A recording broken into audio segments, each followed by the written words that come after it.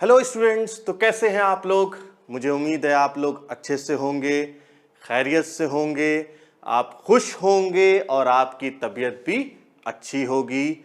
आज जो टॉपिक हम लोग पढ़ेंगे वो बेटा क्या है, हम लोग बेटा आज किंगडम, एक इंपॉर्टेंट किंगडम पढ़ेंगे जिसे हम लोग क्या कहते हैं, किंगडम फंजाई कहते हैं। अब आप मुझसे कहेंगे कि सर अभी आप कह रहे हैं कि ये इंपॉर्टेंट किंगडम है, इससे पहले जब आप प्रोटिस्टा पढ़ा रहे थे तब भी आपने कहा कि ये बहुत इंपॉर्टेंट है, जब बैक्टीरिया आपने पढ़ाया तब तो कहा कि ये बहुत इंपॉर्टेंट है, तो आप सभी टॉपिक को इंपॉर्टेंट कहते हैं। अरे यार ये बताओ बेटा, मैं आपका टीचर हूं ना, और वो भी टीचर जो आपको नीट की प्रिपरेशन करा रहा है। तो नीट में तो एक एक क्वेश्चन इंपॉर्टेंट होता है, एक क्वेश्चन मतलब 4 नंबर का, तो एक एक क्वेश्चन इंपॉर्टेंट होता है। तो मैं तो आपको सब टॉपिक को इंपॉर्टेंट कहूंगा, ठीक है, और आपसे ये एक्सपेक्ट करूंगा कि आप हर टॉपिक्स के प्रॉपर नोट्स बना लें और उसको अच्छे तरीके से लिख के याद कर लें, और किंगडम फंजाई उसमें बहुत इंपॉर्टेंट है। अरे यार मैं तुम्हारा वो एग्जाम के एक दिन पहले वाला फ्रेंड थोड़ी ना हूं, वो भी बन सकता हूं लेकिन फिलहाल अभी नहीं। मैं एग्जाम के एक दिन पहले वाला फ्रेंड नहीं हूं कि आपको ये बताऊं कि देखो ये पढ़ लो ये आ सकता है, और ये पढ़ लो ये भी आ सकता है, और ये टॉपिक नहीं आ सकता है। मैं आपका अभी फिलहाल, क्योंकि मैं आपको नीट की प्रिपरेशन करा रहा हूं बेटा, इसलिए मैं आपका वो फ्रेंड हूं जो आपको हर टॉपिक को अच्छे तरीके से एक्सप्लेन करूंगा। हर टॉपिक्स पे न्यूमेरिकल क्वेश्चन सॉल्व करेंगे हम लोग, और हर टॉपिक को मैं क्या कहूंगा कि ये इंपॉर्टेंट है।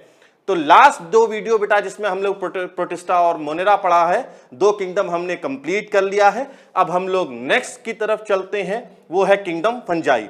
आज की वीडियो में बेटा हम लोग फंजाई का जो बेसिक है ना, जो बेसिक्स होती हैं हम लोग उस पर डिस्कशन करेंगे। जो उसके क्लास है, क्लासिफिकेशन में फाइको, एस्को, बेसिडिया और ड्यूट्रोमाइसिटीज जो होगा वो हम लोग नेक्स्ट वीडियो में उस पर डिटेल में डिस्कशन करेंगे। तो लेट्स स्टार्ट किंगडम फंजाई। तो बेटा किंगडम फंजाई की स्टडी को हम लोग क्या कहते हैं, माइकोलॉजी। फंजाई की स्टडी को माइकोलॉजी कहते हैं। मैंने आप लोगों को एक बात बताई थी कि फंजाई को किसने इंट्रोड्यूस किया था as a kingdom, R H. Whittaker को, इंट्रोड्यूस बाय आर.एच. विटिकर, ठीक है। आर.एच. विटिकर ने इसे एज अ किंगडम इंट्रोड्यूस किया था। अच्छा नेक्स्ट क्या है बेटा, नेक्स्ट ये कि ये कैसा होता है, कॉस्मोपॉलिटन होता है। कॉस्मोपॉलिटन मतलब आपको बता चुका हूं बैक्टीरिया केस में, यानी जो हर जगह पाया जाता है, यानी वो वर्ल्ड वाइड होता है, हर जगह ये मिलता है, हर जगह ये पाया जाता है। नेक्स्ट देखिए बेटा, तो कॉस्मोपॉलिटन मैंने कहा कि वर्ल्ड वाइड है, मतलब ये एयर में भी पाया जाएगा, वाटर में भी, सॉइल में भी, प्लांट में भी एंड एनिमल में भी पाया जाएगा, यानी हर जगह पाया जाता है। लेकिन ये कहां प्रिफर करता है ग्रोथ में, कहां ये, भाई जाहिर सी बात है ये हर जगह पाया तो जाता है, लेकिन कुछ जगह ऐसी होती है या कुछ कंडीशंस ऐसी होती है जिसमें ये प्रिफर करता है ग्रो के लिए। वो क्या है, prefer to grow in warm and humid condition. Warm and humid condition, ये कहां पे ग्रो करने को प्रिफर करता है बेटा, ऐसी जगह जो कि वार्म हो और ह्यूमिड कंडीशन हो। इसीलिए देखिए बरसात, जब बारिश का मौसम होता है और जब बारिश का मौसम खत्म होने वाला होता है, इन दोनों कंडीशन में आप लोग बेटा फंजाई देखेंगे। पेड़ के लॉग्स होते हैं ना, जो उसकी मोटी वाली जो स्टेम होती है, उसके नीचे की तरफ भी आप देखेंगे स्टेम फंजाई ग्रो की रहती है। या इसके अलावा बेटा फंजाई आप लोग देख सकते हैं, या आप लोग भाई मशरूम खाते हैं, आप लोग मशरूम तो खाते होंगे ना, तो मशरूम क्या होती है, फंजाई तो होती है। या इसी तरीके से आप अपनी जो ये जो ब्रेड होती है या चपाती जो है, आप क्या करिए उसको 1-2 दिन के लिए ऐसे एयर में रख दीजिए, उस पर हल्का सा पानी उन्हें छिड़क दीजिए। अब आप देखिए कुछ दिन के बाद, आप 2-3 दिन के बाद देखेंगे उसके ऊपर क्या ग्रो कर जाता है, ब्राउन सा मोल्ड ग्रो कर जाता है। वो होता क्या है? वो राइजोपस होता है। वो एक तरह की क्या होती है बेटा? फंजाई होती है। इसी तरीके से आप देखिए, अगर अचार में या जैम में आप क्या करिए, चम्मच डालिए, लेकिन वो झूठा चम्मच आप डाल दीजिए, तो आप देखेंगे कि 3-4 दिन के बाद अचार जो होती है वो खराब हो जाएगी, और उसमें जिसे हम लोग आम भाषा में कहते हैं फफूंदी पड़ जाती है। वो फफूंदी होती क्या है? वो असल में फंजाई होती है। तो ये मैं बताना चाह रहा हूं कि फंजाई हर तरह की कंडीशन में ग्रो कर सकती है, लेकिन ये उसके लिए ज्यादा फेवरेबल कंडीशन होती है। ठीक है बेटा, चलिए अब नेक्स्ट देखते हैं हम लोग। नेक्स्ट क्या है कि जो फंजाई की जो सेल वॉल होती है वो एक पॉलीसेकेराइड होता है जिसे हम लोग काइटिन कहते हैं, उसकी बनी होती है। इसकी जो सेल वॉल होती है वो किसकी बनी होती है बेटा? काइटिन की। ये इंपॉर्टेंट चीज है, और काइटिन एक तरह का पॉलीसेकेराइड है। मैंने आपको बता रखा है, सेलुलोज हो, काइटिन हो, ये सारी चीजें एक तरह की पॉलीसेकेराइड है। जब हम लोग बायोमॉलिक्यूल्स पढ़ेंगे तब उसमें हम लोग इसके बारे में डिस्कशन करेंगे। ठीक है, अच्छा अब नेक्स्ट देखते हैं। अगर फंजाई की बॉडी अगर आप देखेंगे ना, फंजाई की बॉडी देखेंगे तो फंजाई असल में एक filamentous thread like long cylindrical structure से बना होता है, जिसे हम लोग हाइफी कहते हैं। तो नेक्स्ट पॉइंट क्या कि जो फंगल बॉडी जो होती है is made up of many hyphae, is made up of many hyphae. अच्छा, हाइफी कैसी होती है? हाइफी बेटा लॉन्ग होती है, स्लेंडर, थ्रेड लाइक स्ट्रक्चर होती है। ठीक है, और इसी हाइफी के जो नेटवर्क होता है उसे हम लोग माइसीलियम कहते हैं। And network of hyphae is called mycelium, important चीज है बेटा, पूछा जाता है। देखो ऐसा होता है, ये है, मान लीजिए ये हाइफी है, ये हाइफी है, ये जो पतले पतले धागे जो मैं बना रहा हूं ये हाइफी है। और जब बहुत से हाइफी आपस में मिल जाएंगे तो हम उसे क्या कहने लगते हैं? हम बेटा इसे क्या कहेंगे? ये है माइसीलियम। ठीक है, ये माइसीलियम है, और उसके एक धागे को हम लोग क्या कहते हैं? हाइफी कहते हैं। समझ में आ गया? तो अगर आपसे फंजाई की बॉडी पूछी जाए कि फंजाई की बॉडी कैसी होती है, तो आप कहेंगे कि फंजाई का जो थैलस होता है, मैंने आप लोगों को थैलस बता दिया था, यानी जिसका कोई डिफरेंशिएशन हम ना कर सकते हो उसे हम लोग थैलस कहते हैं। तो मैंने आपसे बताया कि जो फंजाई का जो थैलस होता है वो असल में माइसीलियम होता है, और माइसीलियम ये एक नेटवर्क होता है हाइफी का। यानी हम ये कह सकते हैं, अगर कभी इस तरह का क्वेश्चन पूछ दिया जाए कि हाइफी की जो हाइफी है उसकी वो किसकी यूनिट होती है, तो फंगल बॉडी की जो यूनिट होती है वो हाइफी होती है। Hyphae is the unit of fungal body. ठीक है, तो इसमें ये 2-3 पॉइंट्स मैं टिक कर दे रहा हूं, इसे तुम लोग जरूर टिक कर लेना। और ये कैसा है? ये भी और ये भी, ये इतने पॉइंट्स बेटा। ये एक point network of hyphae is called mycelium, और एक पॉइंट ये कि हाइफी जो है is the unit of fungal body. ठीक है बेटा, ये 2 पॉइंट इंपॉर्टेंट है। अच्छा चलो नेक्स्ट हम लोग देखते हैं, नेक्स्ट एक और बात देख लेते हैं हम लोग। नेक्स्ट जो बात है हमारी वो ये है कि कुछ हाइफी ऐसी होती हैं फंजाई में जो मल्टी न्यूक्लिएटेड होती हैं, यानी सिनोसिटिक होती हैं। ठीक है, तो मैं क्या करूंगा, कुछ फंजाई ऐसी होती हैं जो सिनोसिटिक हाइफी होती हैं। ठीक है, सिनोसिटिक हाइफी होती हैं, यानी मल्टी न्यूक्लिएटेड साइटोप्लाज्म होता है, मल्टी न्यूक्लिएटेड साइटोप्लाज्म होता है। ठीक है, मल्टी न्यूक्लिएटेड साइटोप्लाज्म होता है। तो मैंने आपसे क्या कहा कि हाइफी कैसी होती हैं? फिलामेंटस होती हैं, सिलिंड्रिकल होती हैं, थ्रेड लाइक होती हैं, और कुछ हाइफी कैसी होती है? मल्टी न्यूक्लिएटेड होती है। मैं अभी आगे आपको बताऊंगा क्यों मल्टी न्यूक्लिएटेड होती है, क्योंकि उनमें सेप्टा नहीं पाया जाता है इसकी वजह से। अच्छा, एक बात और बता दे रहे हम तुम्हें कि जो स्टोर फूड मटेरियल जो होता है फंजाई के केस में वो ग्लाइकोजन होता है। Store food material in glycogen store food material is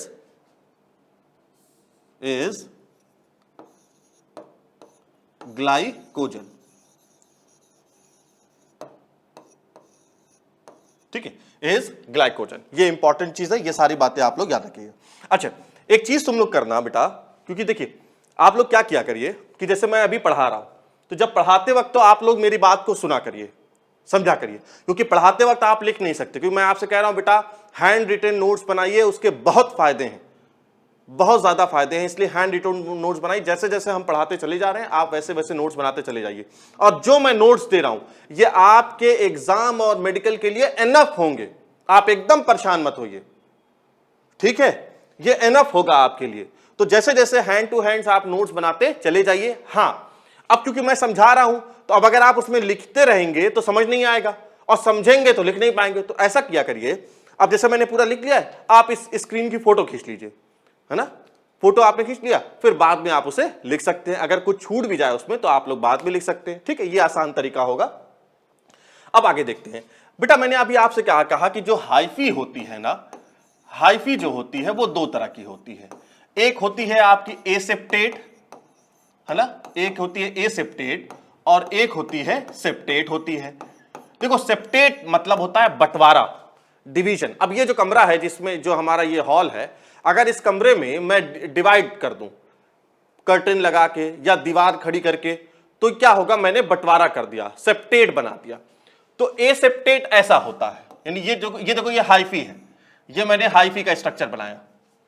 तो यहां पर क्या मैंने कहीं पे कहते तुम्हें कोई बंटवारा दिखाया है? नहीं दिखाया है। और यहां पे इस बात है, जब बंटवारा नहीं होगा तो हम ये क्या कह सकते हैं, ये जो मैंने डॉट डॉट क्या दिखा रहा हूं, ये न्यूक्लियस है। तो हम ये कह सकते हैं कि ये वाली जो हाइफी में मल्टी न्यूक्लियस कंडीशन है जी, तो इसे ही हम लोगों ने क्या कहा, सिनोसिटिक हाइफी, यानी मल्टी न्यूक्लिएटेड कंडीशन को सिनोसिटिक कहते हैं। अब दूसरा सेप्टेट का क्या मतलब होता है, जिसमें बंटवारा हो जाए, डिविजन हो जाए, इस तरीके से, ऐसे हो गया बेटा। देखो अब ये एक न्यूक्लियस एक सेल में, एक सेल में एक न्यूक्लियस, एक में एक, इसमें इस तरीके से, ठीक है। तो ये इस तरीके से सेप्टेट होता है, ठीक है, ये इस तरीके से सेप्टेट होता है। अच्छा, अब अगर आप फंजाई को देखोगे ना, तो फंजाई की बेटा अलग अलग कंडीशन होती है। मैक्सिमम फंजाई कैसी होती है, यूकैरियोटिक होती है, लेकिन कुछ फंजाई ऐसी भी होती है जो यूनिसेलुलर है, उसमें मैं ये जरूर बात बता दूंगा। देखो कि जो फंजाई है मैक्सिमम कैसी है, मल्टी सेलुलर है। याद करो इससे पहले अभी हमने जो दो ग्रुप पढ़ा है, यानी किंगडम प्रोटिस्टा और किंगडम मोनेरा, वो कैसे थे, वो दोनों यूनिसेलुलर थे। लेकिन अब जो हम थर्ड ग्रुप पे आ गए हैं, यानी किंगडम फंजाई पे आ गए हैं, वो कैसा हो गया है, उसमें मैक्सिमम कैसे होते हैं, बोल भाई, मल्टी सेलुलर। लेकिन कुछ ऐसे होते हैं वो यूनिसेलुलर भी होते हैं, यूनिसेलुलर भी होते हैं। अब यूनिसेलुलर में बेटा दो बहुत बढ़िया एग्जांपल मैं आपको दूंगा और उसे जरूर याद रखिएगा। एक तो एग्जांपल है आपका ईस्ट, जिसे हम लोग आम भाषा में खमीर कहते हैं। खमीर, वो जो नान बनती है ना, रोटी, उसको देखो फूल जाती है, या केक बनता है वो फूल जाता है, उसमें यही ईस्ट डालते हैं, जिसकी वजह से ये चीज होती है। तुम लोगों ने पढ़ रखा होगा क्या रीजन है बेटा, ये फर्मेंटेशन करता है, CO2 रिलीज होती है, जिसकी वजह से नान ऐसे फूल जाती है। नान देखा है, खाया कभी, व्हाइट व्हाइट सी होती है, मोटी रोटी होती है, ठीक है, तो वो क्या है, वो ईस्ट डलता है। इससे हम लोग, इसका साइंटिफिक नेम क्या है, सैक्रोमाइसीस सेरेवेसी, सैक्रोमाइसीस सेरेवेसी, या दूसरा ग्रुप क्या है, दूसरा है ओफिडियम, ठीक है। तो ये दो ऐसे होते हैं बेटा, ये यूनिसेलुलर होते हैं। उसके अलावा जितने भी फंजाई ऐसे होते हैं वो कैसे होते हैं, मल्टी सेलुलर होते हैं, ठीक है। एक बात और देखो, फंजाई, बहुत से फंजाई ऐसे होते हैं, जैसे मौकेला है, ट्रफल्स है, पिजाइजा है, बहुत से फंजाई ऐसे होते हैं, अगैरिकस है, मशरूम, जो कैसे होते हैं, जो ईडिबल होते हैं। लेकिन बहुत से फंजाई ऐसे भी होते हैं जो पॉइजनस होते हैं। जैसे अब मैं एक एग्जांपल दूं, अगर मैं कहूं कि अगैरिकस, अगैरिकस यानी मशरूम, मशरूम वो कैसा है, वो बेटा ईडेबल होता है, ठीक है। लेकिन अगर मैं एक दूसरे की बात करता हूं, एक दूसरे फंजाई की बात करता हूं जिसे टोडस्टूल्स कहते हैं, ये कैसा होता है, ये पॉइजनस फंजाई होता है, वो पॉइजनस फंजाई होता है। इसी तरीके से और अच्छा ये बता दूं, मशरूम में बेटा बहुत तरीके के होते हैं, याद रखना ये बात। मशरूम में भी ये बता दूं मैं तुम्हें कि सारे मशरूम ईडेबल नहीं होते हैं, यानी सारे मशरूम खाने वाले नहीं होते हैं, बल्कि कुछ मशरूम ऐसे होते हैं जो ईडेबल होते हैं और कुछ मशरूम ऐसे होते हैं जो पॉइजनस होते हैं, ठीक है। उसमें एक मशरूम है अमैनिटा सीजेरिया, वो पॉइजनस होता है, ठीक है। तो अलग अलग तरीके के मशरूम होते हैं, सारे ईडेबल नहीं होते हैं। आगे चलते हैं हम लोग नेक्स्ट टॉपिक में बेटा। नेक्स्ट टॉपिक है हमारा रिप्रोडक्शन।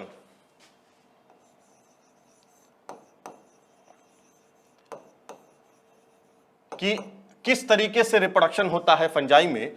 अब देखो रिप्रोडक्शन तीन तरीके से होता है, एक होता है वेजिटेटिव, एक वेजिटेटिव तरीका है, एक है एसेक्सुअल तरीका, एसेक्सुअल रिप्रोडक्शन, और तीसरा तरीका है इसमें सेक्सुअल रिप्रोडक्शन, ठीक है।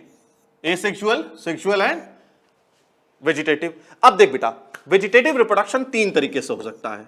बाइनरी फिजन,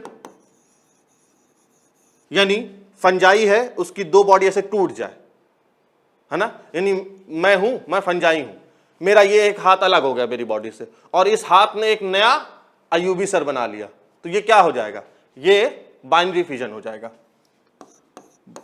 दूसरा होता है बडिंग है, बर्ड्स का फॉर्मेशन होता है और वो बर्ड जो है फिर मेन बॉडी से डिटैच हो जाती है, अलग हो जाती है और एक नया फंजाई का फॉर्मेशन करती है। और तीसरा बेटा क्या है, फ्रैगमेंटेशन। फ्रैगमेंटेशन में भी बॉडी टूटती है। तो ये तीन तरीके होते हैं वेजिटेटिव रिप्रोडक्शन का। क्योंकि मैंने आपको क्या बता रखा है, मैंने बेटा साफ बता रखा है कि हम अभी एक समराइज्ड, एक बेसिक वर्जन पढ़ रहे हैं फंजाई का, जो नेक्स्ट वीडियो में उसमें हम लोग थोड़ा डिटेल में पढ़ेंगे। एसेक्सुअल रिप्रोडक्शन जो है स्पोर्स के जरिए से होता है और यहां पर यानी फंजाई में तीन तरह के स्पोर्स फॉर्म होते हैं। एक है कोनिडिया,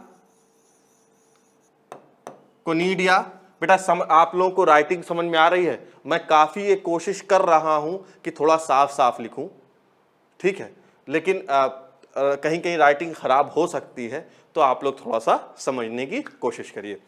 कोनिडिया, स्पोरेंजियोस्पोर, स्पोरेंजियोस्पोर, और तीसरा क्या है, तीसरा है ज़ूस्पोर, ठीक है, तीसरा क्या है, ज़ूस्पोर है। अच्छा अब आ जाइए नेक्स्ट पे, सेक्सुअल रिप्रोडक्शन। इन तीनों को मैं एक्सप्लेन करूंगा नेक्स्ट वीडियो में, अभी मैं बहुत शॉर्ट में बता रहा हूं, ठीक है।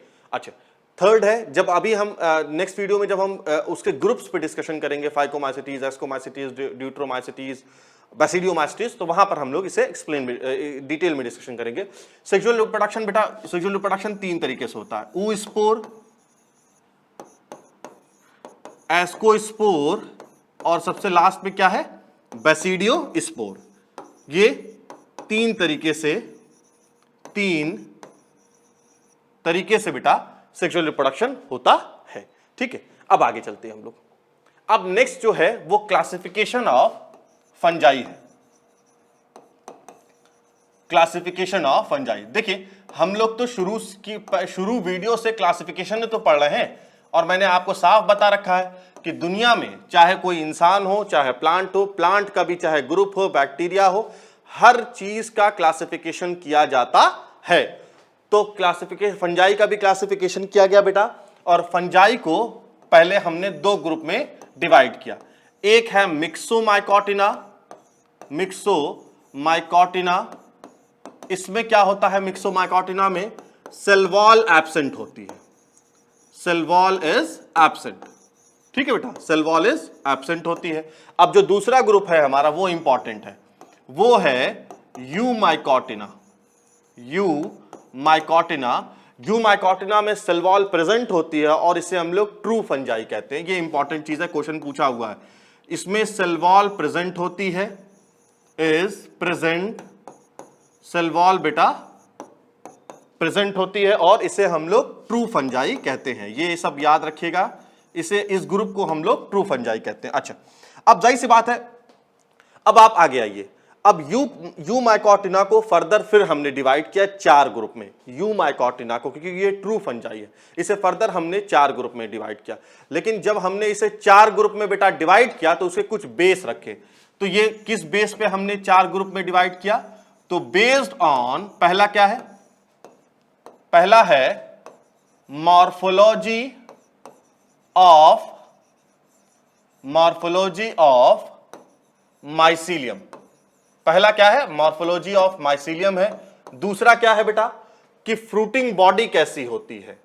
फ्रूटिंग बॉडी वो स्ट्रक्चर होता है, फ्रूटिंग बॉडी सुन लो, वो स्ट्रक्चर होता है जहां पर स्पोर का फॉर्मेशन होता है, उसे फ्रूटिंग बॉडी कहते हैं। तो फ्रूटिंग बॉडी कैसी है, and mode of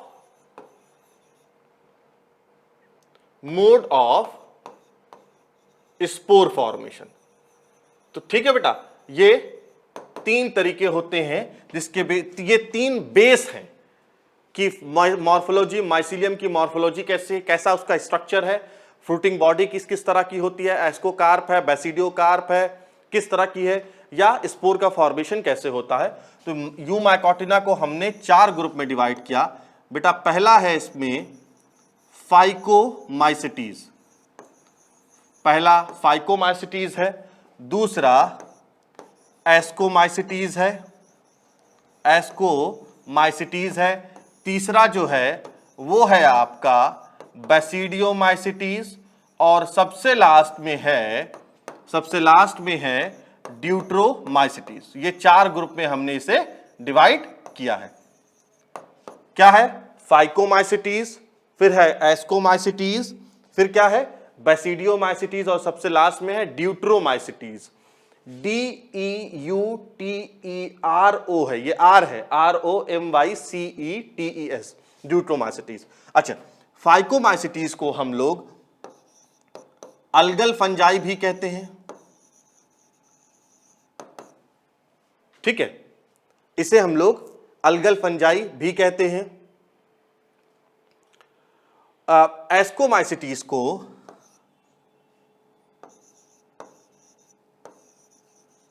sac fungi भी कहते हैं, बेसिडियोमाइसिटीज को क्लब फंजाई भी कहते हैं, एंड बेटा ड्यूट्रोमाइसिटीज को हम लोग इम्परफेक्टी फंजाई भी कहते हैं। इसे हम लोग फंजाई इम्परफेक्टी भी कहते हैं। ठीक है, फंजाई इम्परफेक्टी भी कहते हैं। अच्छा, ये जो फाइकोमाइसिटीज है इसे फर्दर हम लोग 2 ग्रुप में डिवाइड कर सकते हैं। वो है ऊमाइसिटीज एंड दूसरा है जाइगोमाइसिटीज।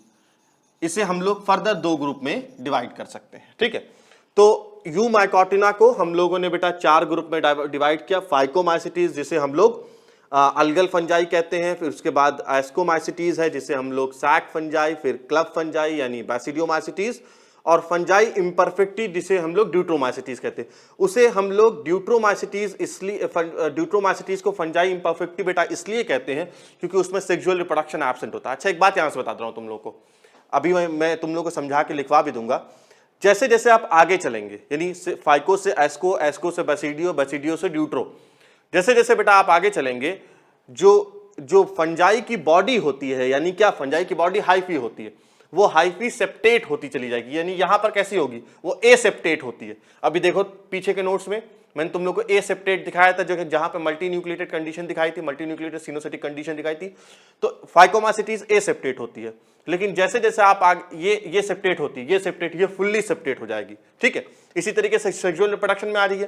तो ये जो sexual phycomycetes most advance type of sexual reproduction है। अब जैसे जैसे आप आगे जाएंगे सेक्सुअल रिप्रोडक्शन कम होता चला जाएगा, और ड्यूट्रोमाइसिटीज में क्या होगा, सेक्सुअल रिप्रोडक्शन एब्सेंट होता हो जाएगा। ठीक है, अब आगे चलते हैं बेटा। अब नेक्स्ट टॉपिक में हम लोग डिस्कस करते हैं प्लांट बॉडी, नेक्स्ट टॉपिक में हम लोग डिस्कस करते हैं प्लांट बॉडी ऑफ फंजाई। ठीक है, तो सबसे पहले हम लोग देखते हैं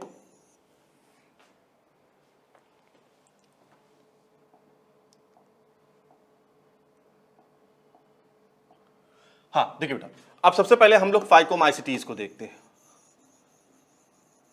फाइकोमाइसिटीज क्या, मैं आपको बता चुका हूं प्लांट बॉडी किसकी बनी होती है, हाइफी की। फाइकोमाइसिटीज ऐसे होता है,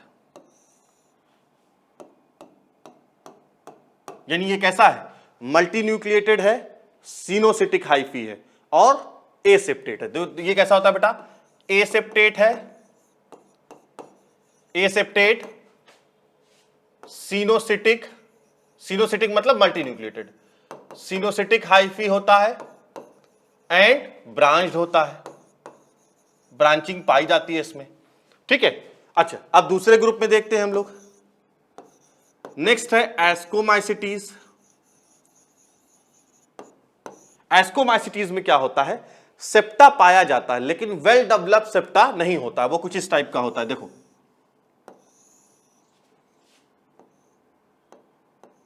देखो पूरा कहां पे सेप्टा हो रहा है, पूरा कहां बंटवारा हो रहा है, बीच में तो गैप है, ऐसे। ठीक है बेटा, ऐसे। तो इस गैप को हम लोग क्या कहते हैं, इस गैप को हम लोग कहते हैं, ये जो गैप है इस गैप को बेटा कहा जाता है सिंपल पोर। ये जो पोर है, गैप है, उसे हम लोग सिंपल पोर कहते हैं। और यहां पर कैसा पाया जाता है, यहां पर होता है ये डिफ्यूज सेप्टा होता है। ठीक है, डिफ्यूज सेप्टा होता है। देखो एक बात बता दे रहा हूं मैं तुम लोगों को, ये डिफ्यूज सेप्टा होता है। और थर्ड आ जाओ तुम, थर्ड है बैसिडियोमाइसिटीज। बैसिडियोमाइसिटीज में, अच्छा बैसिडियोमाइसिटीज में क्या कंडीशन होती है,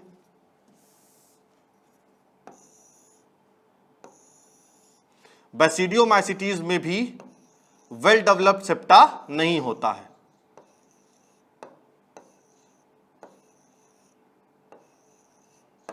वेल डेवलप्ड बेटा सेप्टा नहीं होता है।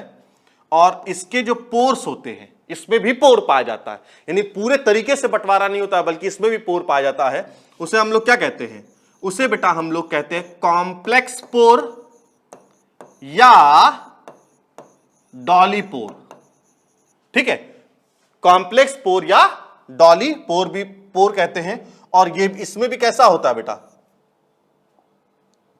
इसमें भी कैसा होता है, इसमें भी डिफ्यूज्ड सेप्टा पाया जाता है। ठीक है, डिफ्यूज सेप्टा पाया जाता है इस केस में, यानी बैसिडियोमाइसिटीज के केस में भी। अच्छा अब सबसे लास्ट पे आ जाओ, सबसे लास्ट में है ड्यूट्रोमाइसिटीज। सबसे लास्ट में है ड्यूट्रोमाइसिटीज, लेकिन ड्यूट्रोमाइसिटीज का क्या होता है, वेल डेवलप्ड सेप्टा पाया जाता है ना। तो ये कैसा होगा, ये सेप्टेट होगा एंड ब्रांच्ड होगा। अब एक बात बताता हूं मैं तुम लोगों को, अब देखो बेटा एनसीईआरटी के लिहाज से, एनसीईआरटी में जो दिया है उसमें दिया है कि जो फाइकोमाइसिटीज होती है वो एसेप्टेट होती है, ब्रांच तो ये चारों होते हैं, इसमें कोई दिक्कत नहीं है, ब्रांच चारों होते हैं, ये एसेप्टेट होती है। इसके अलावा ये चारों, ये तीनों कैसे होते हैं, ये तीनों कैसे होते हैं, सेप्टेट होती है अकॉर्डिंग टू एनसीईआरटी। ठीक है, ये तीनों सेप्टेट होते हैं और ये कैसा होता है, एसेप्टेट होता है। लेकिन अगर आप थोड़ा सा डिटेल में जाएंगे तो आप कहेंगे कि ये एसेप्टेट है प्योर, ये प्योर सेप्टेट है, और ये दोनों कैसे हैं, डिफ्यूज सेप्टा पाए जाते हैं। अभी आपको ये समझ में आ जाएगा, मैं एक दो क्वेश्चन से आपको समझाता हूं। ठीक है बेटा, इसे याद रखना, इसमें बहुत क्वेश्चन पूछे जाते हैं। अब एक क्वेश्चन पूछता हूं मैं तुम लोगों से, क्वेश्चन ये है,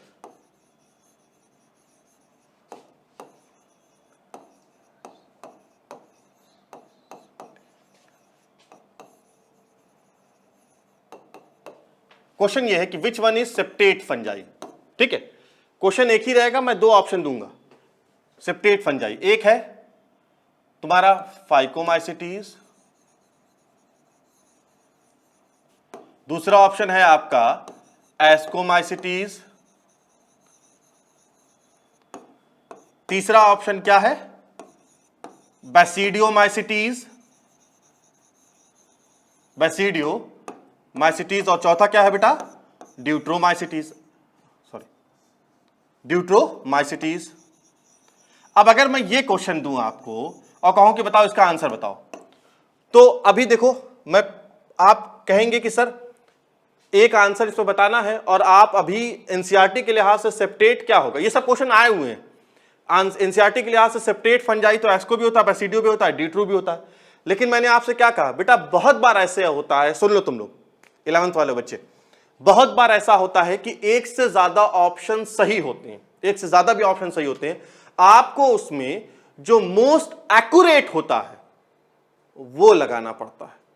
जैसे अगर मैं तुमसे पूछूं कि आपका घर कहां है, आप कहें दिल्ली, तो एक ऑप्शन हो गया दिल्ली। मैं पूछूं दिल्ली में भी कहां है, आप कहेंगे गोविंदपुरी। मैं पूछूं गोविंदपुरी में भी कहां है, तो आप बताएंगे कि इस स्ट्रीट पे है। अब मैं पूछूं कि उस स्ट्रीट पे भी कहां है, तो आप अपना मकान नंबर बताएंगे। तो एग्जैक्ट आंसर, वैसे तो अगर कहा जाए तो सारे ऑप्शन सही है, लेकिन एग्जैक्ट क्या सही है कि आपका हाउस नंबर के लिहाज से। सेम यही चीज है कि अब आपसे मैंने अभी कहा कि एनसीईआरटी के लिहाज से तो तीनों ऑप्शन होंगे और लगाना कोई एक ही है। तो इस केस में बेटा मैंने आपको बता दिया था कि वेल डेवलप्ड सेप्टा किसमें होगा, ड्यूट्रोमाइसिटीज होगा। अगर यहां पे which one is a septate होता तब फाइकोमाइसिटीज होता। अब अगर मान लो मैं क्वेश्चन को बदलता हूं, अरे सॉरी क्वेश्चन यही रहता है, ऑप्शन में बदल देता हूं। ऑप्शन ये है कि फाइकोमाइसिटीज, क्वेश्चन यही है, ठीक है। क्वेश्चन क्या है कि which one is septate fungi. दूसरा ऑप्शन होगा एस्कोमाइसिटीज, तीसरा है बैसिडियोमाइसिटीज और चौथा है ड्यूट्रोमाइसिटीज। और मान लो अगर मैं कहूं पांचवा ऑप्शन भी आ गया है इसमें। पांचवा ऑप्शन क्या है?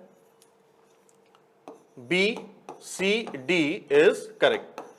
अब ये पांचवा ऑप्शन, अब बताओ क्या होगा आंसर, बताओ आंसर क्या होगा। क्वेश्चन ये है कि which one is septate fungi. देखो तुम ऑप्शन दोनों में सेम है, सिर्फ मैंने इसमें एक बढ़ा दिया, B C D is correct. अब आंसर क्या होगा? अब क्या तुम इसे ड्यूट्रोमाइसिटीज कहोगे? नहीं, इस केस में तुम आंसर क्या लगाओगे? ई लगाओगे। बात समझ में आई कैसे क्वेश्चन किया जाता है?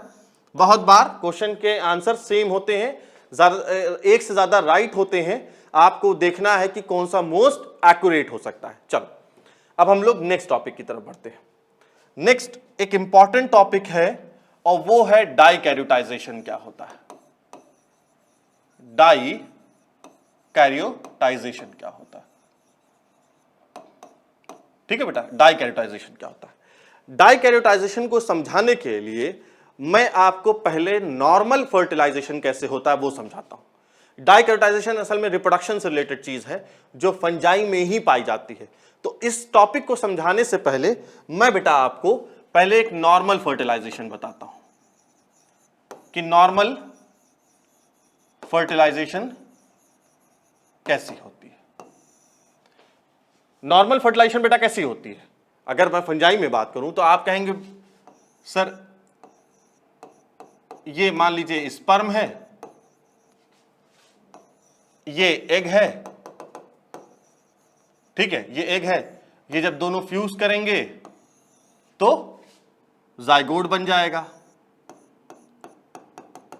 ये जाइगोट बन जाएगा और ये जो जाइगोट है फर्दर डेवलप करके न्यू इंडिविजुअल बना लेगा। भाई यही तो होता है, बोलो यही होता है नॉर्मल फर्टिलाइजेशन में। अब नॉर्मल फर्टिलाइजेशन में पहले क्या होता है? नॉर्मल फर्टिलाइजेशन में ऐसा होता है बेटा कि पहले प्लाज्मोगैमी होती है, ठीक है। नॉर्मल फर्टिलाइजेशन में पहले प्लाज्मोगैमी होती है। प्लाज्मोगैमी मतलब होता है fusion of protoplasm of two different cells, यानी टू डिफरेंट गैमीट्स या टू डिफरेंट वेजिटेटिव सेल्स का जो फ्यूजन होता है उसे ही हम लोग क्या कहते हैं? प्लाज्मोगैमी कहते हैं। तो पहले प्लाज्मोगैमी होती है, फिर कैरियोगैमी होती है। यही होता है ना भाई बेटा, पहले प्लाज्मोगैमी होती है फिर कैरियोगैमी होती है। प्लाज्मोगैमी मतलब fusion of protoplasm of two different cells, और कैरियोगैमी मतलब fusion of nucleus of two different cell. तो ये जब होता है, एक बार प्रोटोप्लाज्म फ्यूज करता है, फिर न्यूक्लियस फ्यूज करता है, तो फिर ये क्या बनाता है, नया इंडिविजुअल बना देता है। ये तो नॉर्मल फर्टिलाइजेशन होता है। लेकिन ठीक है, ये नॉर्मल के केस में है। लेकिन डाइकैरियोटाइजेशन में क्या होता है, डाइकैरियोटाइजेशन में क्या होता है कि प्लाज्मोगैमी भी होती है और प्लाज्मोगैमी भी होती है और कैरियोगैमी भी होती है। लेकिन आफ्टर प्लाज्मोगैमी कैरियोगैमी कुछ देर के बाद होती है और बीच में एक इंटरवल हो जाता है, एक इंटरवल पीरियड होता है जिसे हम लोग डाइकैरियोटिक स्टेज कहते हैं। देखो कैसे होता है। मान लीजिए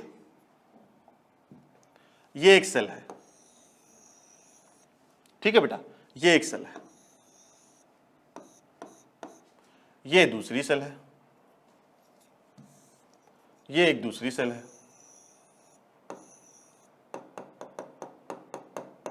ठीक है, ये दूसरी सेल है। अब जब ये दोनों फ्यूज करते हैं, लेकिन ये किस में होगा, डाइकैरियोटाइजेशन केस में, जब ये दोनों फ्यूज करते हैं, मैं डाइकैरियोटाइजेशन समझा रहा हूं। अब जब बेटा ये फ्यूज करेंगे तो पहले क्या होगा, प्लाज्मोगैमी हो जाएगी। प्लाज्मोगैमी मतलब फ्यूजन ऑफ प्रोटोप्लास्ट, है ना, प्रोटोप्लाज्म का फ्यूजन होगा दो डिफरेंट सेल्स का, तो क्या हो जाएगा, ऐसे बन जाएगा।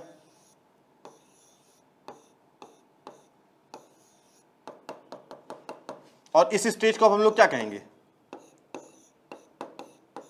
डाइकैरियोटिक स्टेज कहेंगे।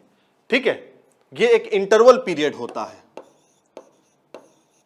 ये बेटा ये एक तरह का इंटरवल पीरियड होता है। यानी अगर आप नॉर्मल केस में देखिए कि प्लाज्मोगैमी, नॉर्मल फर्टिलाइजेशन में plasmogamy is followed by karyogamy हो रही थी, जैसे प्लाज्मोगैमी हो रही थी उसी के जस्ट बाद कैरियोगैमी हो रही थी, तो वो तो नॉर्मल केस था जिसमें जाइगोट बन रहा था। लेकिन डाइकैरियोटाइजेशन में क्या होता है कि प्लाज्मोगैमी होने के कुछ देर के बाद कैरियोगैमी होता है, यानी बीच में एक रेस्टिंग पीरियड आता है, यानी डायरेक्ट जाइगोट नहीं बनता है, बल्कि जाइगोट से पहले एक स्टेज बनती है जिसे हम लोग क्या कहते हैं बेटा, याद रखते हैं, बहुत इंपॉर्टेंट चीज बता रहा हूं, समझ में नहीं आती है, उसे हम लोग डाइकैरियोटिक स्टेज कहते हैं। ये एक तरह की इंटरवल पीरियड है। अब क्या होगा, अब ये जो डाइकैरियोटिक स्टेज है, अब इसके बाद इसमें कैरियोगैमी होगी, अब इसमें कैरियोगैमी होगी। अब कैरियोगैमी होगी तो जाहिर सी बात है ये फ्यूज कर जाएगा, और ये फ्यूज करके इस तरीके से फ्यूज कर जाएगा,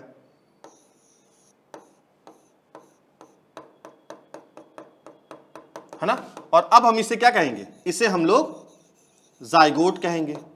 अब इसे हम लोग जाइगोट कहेंगे, ठीक है। अब क्या होगा बेटा, जाइगोट जो डेवलप करेगा तो ये क्या बनाएगा, ये हैप्लॉइड, इसमें फिर जाइगोट में मियोसिस होगी और फिर ये हैप्लॉइड स्पोर बनाएगा, और हैप्लॉइड स्पोर जो है ये फिर न्यू प्लांट बनाएगा।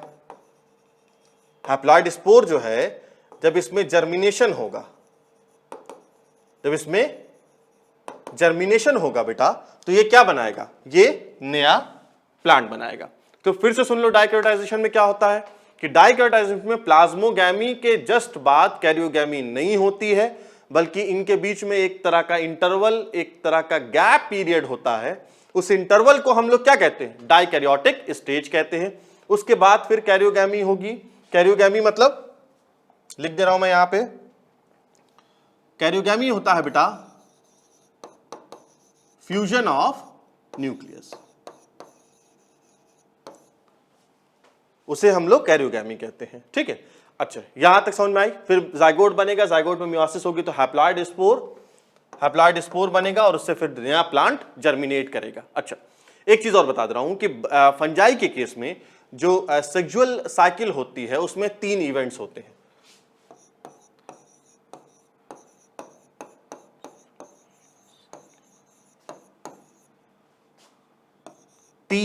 होते हैं। उसमें पहला क्या है, पहला है बेटा प्लाज्मोगैमी होता है ना। पहला क्या है? पहला है प्लाज्मोगैमी, दूसरा क्या है? दूसरा है बेटा इसमें कैरियोगैमी, दूसरा कैरियोगैमी होता है। और जो तीसरा है इसमें, उसमें क्या होता है? मियोसिस होती है जाइगोट में, जिसकी वजह से हैप्लॉइड स्पोर का फॉर्मेशन होता है। Meiosis in zygote to form haploid spore. ठीक है, हैप्लॉइड स्पोर। ठीक है बेटा, बात समझ में आई आप लोगों को?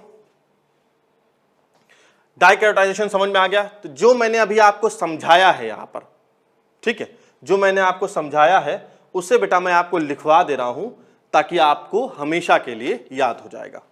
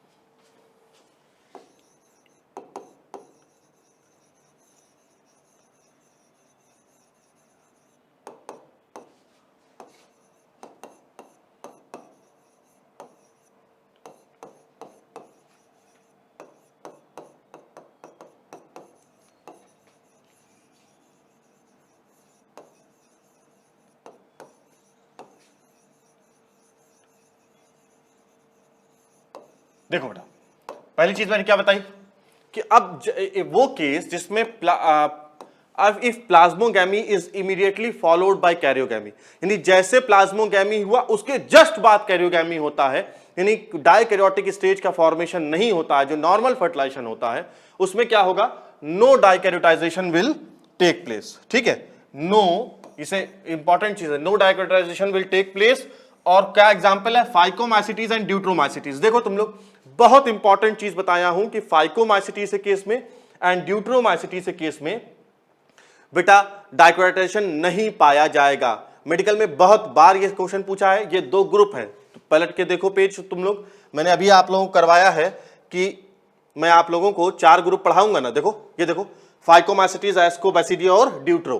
तो यही चीज मैं आपको बता रहा हूं कि ये 2 ग्रुप में डाइकैरियोटाइजेशन पाया जाता है, बट लेकिन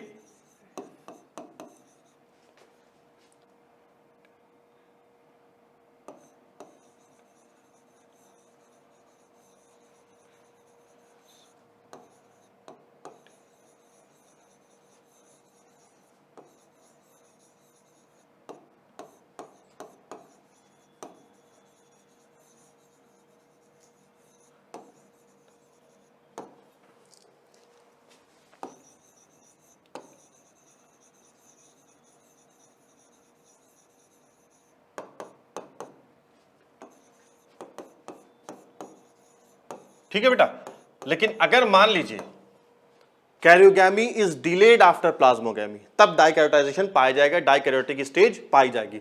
और किस किस ग्रुप में ये चीज होती है?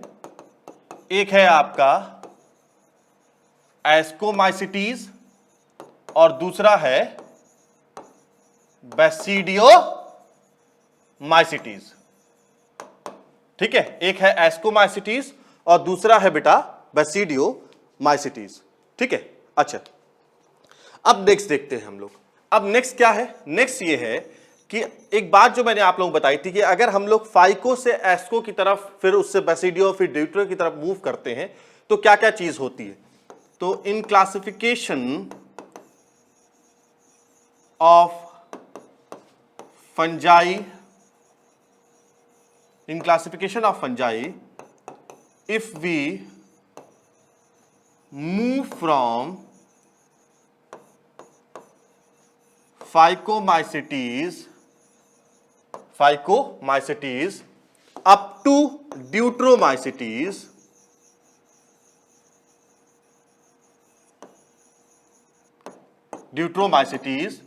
यानी अगर मान लीजिए फाइकोमाइसिटीज से बेटा ड्यूट्रोमाइसिटीज की तरफ चलते हैं तो क्या क्या हो जाता है, क्या क्या चेंजेस हमें दिखते हैं? Filaments become aseptate, sorry, filament become septate,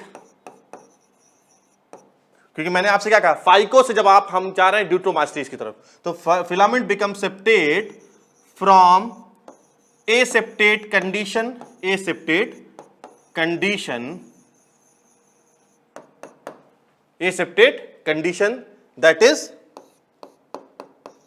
that is phycomycetes is aseptate, okay, while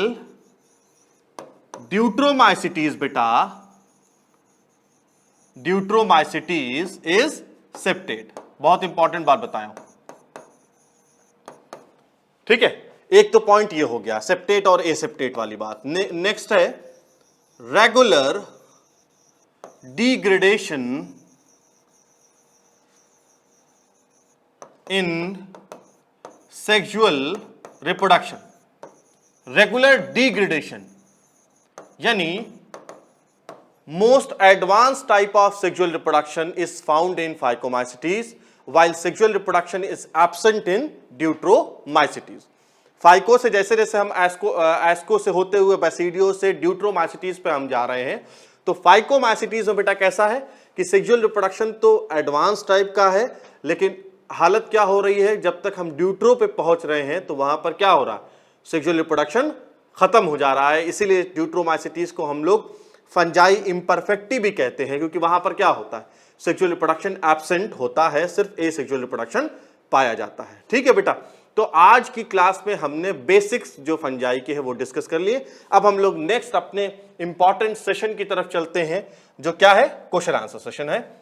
उसमें हम लोग कुछ क्वेश्चन आंसर्स को डिस्कस करते हैं, वो क्वेश्चंस जो आज के टॉपिक जो मैंने पढ़ाया उससे रिलेटेड है, और जो लास्ट ईयर मेडिकल एग्जाम्स में या ओलंपियाड और केवीपीवाई एग्जाम्स में ये क्वेश्चन, इस तरह क्वेश्चन आए हुए होते हैं। चलो क्वेश्चन देखते हैं। सबसे पहले क्या है कि sexual reproduction in fungi occur by all of the following except.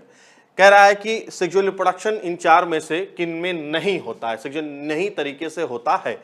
देखो ऊस्पोर होता है, देखिए बेटा आप लोग देखिए, आप लोगों ने नोट्स बना लिया होगा, ये देखिए, ये वाली स्लाइड देखिए, ये देखिए सेक्सुअल रिप्रोडक्शन ऊस्पोर, एस्कोस्पोर और बेसिडियोस्पोर, इस तरीके से होता है, ये तीन तरीके से होता है। तो ऊस्पोर के जरिए से होता है, एस्कोस्पोर के जरिए से भी होता है, बेसिडियोस्पोर के जरिए से भी होता है। ज़ूस्पोर से नहीं होता क्योंकि इसने सेक्सुअल रिप्रोडक्शन पूछा है, और तो इसलिए आंसर क्या होगा, ज़ूस्पोर होगा।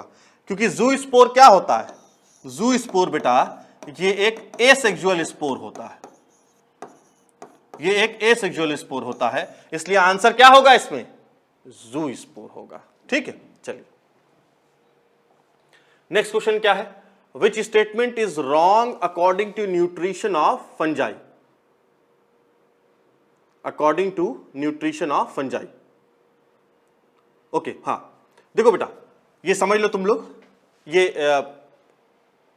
बता दे रहा हूं मैं आपको यहां पे कि बेटा फंजाई में है ना, फंजाई में जो न्यूट्रिशन होता है ना, फंजाई में न्यूट्रिशन के तीन तरीके होते हैं।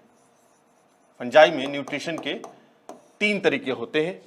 एक तरीका क्या है, एक तरीका यह है कि वो हेट्रोट्रॉफिक होती है ना। फंजाई में वैसे पूरा का पूरा न्यूट्रिशन ही हेट्रोट्रॉफिक है, फंजाई का पूरा न्यूट्रिशन ही बेटा कैसा है, हेट्रोट्रॉफिक है, हेट्रोट्रॉफिक होता है। अच्छा हेट्रोट्रॉफिक में भी कैसा है, पहला कैसा है बेटा, सैप्रोफाइटिक होता है। आपको पता है कि सैप्रोफाइटिक का मतलब क्या होता है, जो डेड एंड डिकेइंग सड़ी गली चीजों को फीड करते हैं वो सैप्रोफाइट्स होते हैं। तो न्यूट्रिशन का जो एक तरीका हो गया वो सैप्रोफाइट होता है। दूसरा तरीका क्या होता है, इसे लिख लीजिएगा बेटा, आप लोग यहां लिख लीजिए, चाहे तो शुरू के पेजेस में अगर कहीं जगह बची हो तो वहां लिख लीजिए, ठीक है। शुरू के पेजेस में लिख लीजिए, चाहे यहां पर भी आप लिख सकते हैं। क्वेश्चन मैंने आपसे बताया है कि आप नोट्स बनाते चलिए और ये क्वेश्चन भी बीच बीच में लिखते रहिएगा। अब दूसरा क्या तरीका होता है, ये पैरासिटिक होता है, ये parasitic on living plant and animal, ये दूसरा तरीका हो गया। ये पैरासाइट होता है प्लांट और एनिमल पे, वहां से भी इसे फूड मिलता है। और तीसरा तरीका क्या है बेटा, तीसरा तरीका क्या है, सिम्बायोटिक होता है। सिम्बायोटिक बेटा मैंने आप लोगों को बताया है, सिम्बायोटिक का मतलब मैंने आप लोगों को बताया था कि सिम्बायोटिक का मतलब यह होता है कि जिसमें दोनों पार्टनर्स जो होते हैं वो एक दूसरे को बेनिफिट देते हैं, कोई भी एक दूसरे को लॉस नहीं देता है। जैसे मैं अभी यहां बताऊंगा, लाइकेन के केस में आप लोगों ने लाइकेन सुन रखा होगा नाम। लाइकेन में अलगी और फंजाई एक दूसरे के साथ रहते हैं और वो दोनों एक दूसरे को फायदा पहुंचाते हैं, कोई भी एक दूसरे को नुकसान नहीं पहुंचाता है। इस तरह के रिलेशनशिप को क्या कहते हैं, सिम्बायोटिक कहते हैं। ठीक है, अब सिम्बायोटिक में ये दो तरीके होते हैं। एक क्या है, in the root of higher plant, higher plant की रूट में भी रहता है और उसे हम लोग क्या कहते हैं, माइकोराइजा। बहुत बहुत बहुत इंपॉर्टेंट चीज है माइकोराइजा। जो फंजाई है वो हायर प्लांट्स की रूट में रहती है और वहां पर वो सिम्बायोटिक रिलेशनशिप में एक दूसरे के साथ रहते हैं और एक दूसरे को बेनिफिट पहुंचाते हैं। इसे हम लोग क्या कहते हैं, माइकोराइजा कहते हैं, माइकोराइजल कंडीशन माइकोराइजा कहते हैं। और दूसरा क्या, लाइकेन में, लाइकेन में आपको पता है कि कौन कौन होते हैं, लाइकेन में फंजाई होता है और अलगी होता है, ये दोनों एक दूसरे के साथ रहते हैं। ठीक है, तो ये न्यूट्रिशन होता है फंजाई में। इसे बेटा जरूर लिख लीजिएगा आप लोग, पहले पेज पे लिख लीजिए, चाहे यहां पर भी कोई बात नहीं। अब हम लोग क्वेश्चन देखते हैं कि which statement is wrong according to nutrition of fungi, fungi के न्यूट्रिशन के लिहाज से। तो पहला क्या कह रहा है, nutrition in fungi is saprophytic, एकदम सही बात कही है, क्योंकि जो मेन न्यूट्रिशन है फंजाई का, मेन न्यूट्रिशन वो सैप्रोफिटिक नेचर होता है, यानी डेड एंड डिकेइंग पे फीड करता है। दूसरा क्या कह रहा है, most of the members of kingdom fungi is autotrophic, ये तो एकदम इसने गलत बात कह दी, क्योंकि देखो ऑटोट्रॉफिक मतलब होता है फोटोसिंथेसिस होना, फोटोसिंथेसिस होना।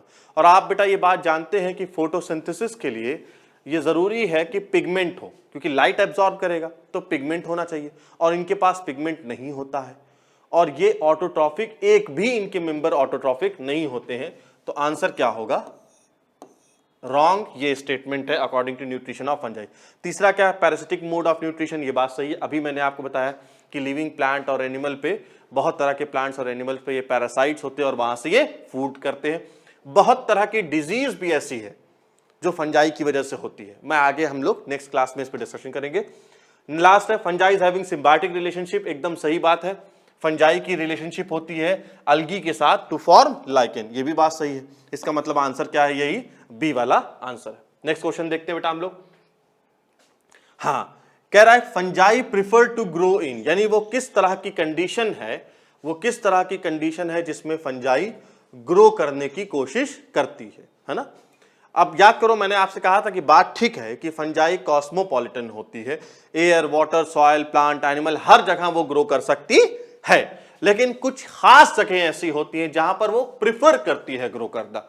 तो वो कौन सा था, वार्म एंड ह्यूमिड, याद आ रहा है, वार्म एंड ह्यूमिड मैंने आप लोगों को लिखवा रखा है। अब देखो कह रहा है कि कोल्ड एंड ड्राई प्लेस नहीं, हॉट एंड ड्राई प्लेस नहीं, सी वाटर नहीं, क्या कहा, वार्म एंड ह्यूमिड प्लेस, एकदम सही, वार्म एंड ह्यूमिड प्लेस होती है जहां पर फंजाई ग्रो करती है। अब नेक्स्ट क्वेश्चन देखते हैं, कह रहा है fungi is classified on the basis of, अभी बेटा ये मिक्सोमाइकोटिना और जहां पर यूमाइकोटिना वाला ग्रुप मैंने आप लोगों को पढ़ाया है, मिक्सोमाइकोटिना और यूमाइकोटिना वाला, वहां पर ही ये बात मैंने बताई थी कि 3 बेस होते हैं जिसके बेसिस पे फंजाई को, यूमाइकोटिना को हम लोग 4 ग्रुप यानी फाइकोमाइसिटीज, एस्को, बेसिडी और ड्यूटोमाइसिटीज में डिवाइड करते हैं। उसमें क्या क्या है, मॉर्फोलॉजी ऑफ माइसीलियम, ये तो सही है, होता है, मोड ऑफ स्पोर फॉर्मेशन ये भी होता है, फ्रूटिंग बॉडी ये भी होती है, तो ये आंसर हो जाएगा। अच्छा, आप मुझसे पूछ सकते हैं कि सर ये फ्रूटिंग बॉडी क्या होती है। फ्रूटिंग बॉडी असल में स्पोर जो होता है, जो एसेक्सुअल रिप्रोडक्टिव स्पोर जो होता है, स्पोर चाहे वो एसेक्सुअल हो चाहे सेक्सुअल हो, स्पोर जो होता है बेटा ये एक स्ट्रक्चर में बनता है जिसे हम लोग फ्रूटिंग बॉडी कहते हैं। Spore is formed in a structure called fruiting body. ठीक है, उसे हम लोग फ्रूटिंग बॉडी कहते हैं। जिस स्ट्रक्चर में पाया जाता है स्पोर उसे हम लोग फ्रूटिंग बॉडी कहते हैं। आगे देखते हैं। अच्छा, ये हमारा है लास्ट क्वेश्चन, बहुत लंबा थंबा सा क्वेश्चन है, ये भारी सा है। क्या क्वेश्चन है ये? असल में क्वेश्चन में अगर गौर करिए आप बेटा, ये एक तरह से लाइफ साइकिल दिखाया है। ठीक है, इसमें लाइफ साइकिल दिखाया है फंजाई की। अब देखो इसमें देखते हैं हम लोग, याद करो मैंने अभी आपको लाइफ साइकिल में दिखाया था। यहां पर देखो, जब मैं आपको एक स्ट्रक्चर दिखा रहा था, यहां पे देखो, यहां पर मैंने आपसे दिखाया कि डाइकैरियोटाइजेशन होगा जब फर्टिलाइजेशन होगा, गैमीट्स का जब फर्टिलाइजेशन होगा तो डाइकैरियोटिक स्टेज बनेगी, उससे जाइगोट बनेगा, और उसमें जब मियोसिस होगी, देखो ये याद रखना, अभी इससे मैं सॉल्व करूंगा तुम्हारा आंसर, जब इसमें मियोसिस होगी तो क्या बनेगा? हाइप्लॉइड स्पोर। अब देखो इसमें, अब देखो ये कह रहा है जाइगोट है, यहां पे कुछ हुआ है और इससे कुछ बना है, यहां पर कुछ हुआ है और यहां पे कुछ बना है, यानी कुछ कुछ हुआ है। अब देखते हैं कि ये कुछ कुछ क्या हुआ है।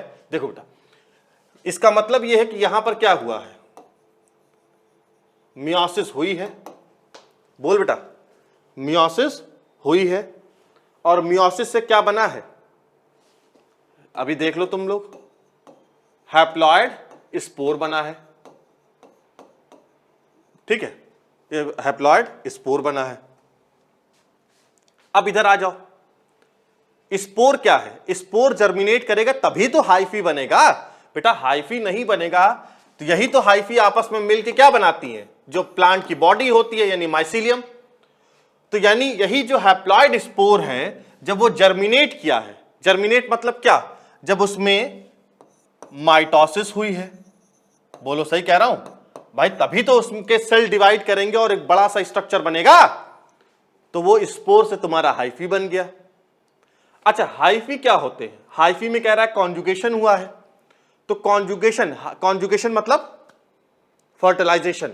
अब याद करो फर्टिलाइजेशन के बाद क्या होता है? बोलो बोलो बेटा, उसमें क्या होता है? पहले क्या होगा? डाइकैरियोटिक स्टेज बनेगी। बोलो, होगी ना? तो ये डाइकैरियोटिक हो गया, और फिर डाइकैरियोटिक के बाद जब फर्दर फर्टिलाइजेशन होता है, बोलो, तभी तो बेटा जाइगोट बनता है। अब इसमें आंसर देखते हैं हम लोग। कह रहा ए माइसीलियम है, चलो मान लो अगर, लेकिन कह रहा बी माइटोसिस, एकदम गलत बात है, ए नहीं हो सकता। बी कह रहा है कि जो सेकंड ऑप्शन है वो कह रहा है कि ए क्या है? फर्टिलाइजेशन है, बी मियोसिस है, एकदम गलत बात है। थर्ड पे आ जाओ बेटा, कह रहा ए डाइकैरियोटिक फेज है, ये बात कुछ सही कहा इसने। फिर फर्टिलाइजेशन हुआ तो जाइगोट बना, बात उसने सही कहा। उसके बाद सब सी में मियोसिस हुई तो क्या बना? स्पोर बना, और उसमें माइटोसिस हुई तो हाइफी बन गया, यानी ऑप्शन क्या होगा? सी बना। बहुत अच्छा क्वेश्चन है ये, फंजाई की लाइफ साइकिल को समझने के लिए ये क्वेश्चन बेटा बहुत अच्छा है। इस क्वेश्चन को आप लोग अपने नोट्स में उतारिए, इसको घर बैठिए फिर से पढ़िए। ठीक है, मैंने आज जितने भी टॉपिक आप लोगों को पढ़ाए हैं जो बेसिक है फंजाई के, उसको आप लोग बेटा नोट्स बना के घर पे फिर से पढ़िए। अब हम लोग नेक्स्ट वीडियो में आपसे मुलाकात करेंगे, जहां पर हम लोग फंजाई के जो 4 ग्रुप हैं, फाइको, एस्को, बेसिडियो, ड्यूट्रोमाइस्टिस, उसका डिटेल क्लासिफिकेशन पढ़ेंगे। और मैं इतना आसान तरीका आप लोगों को बता दूंगा याद करना, तो आप लोग चुटकियों में एकदम पानी की तरह आप लोग क्या करेंगे? आराम से बेटा याद कर लेंगे उसे। ठीक है, तो नेक्स्ट वीडियो में हम लोग फंजाई पे ही डिस्कशन करते हैं। And thank you for watching my video.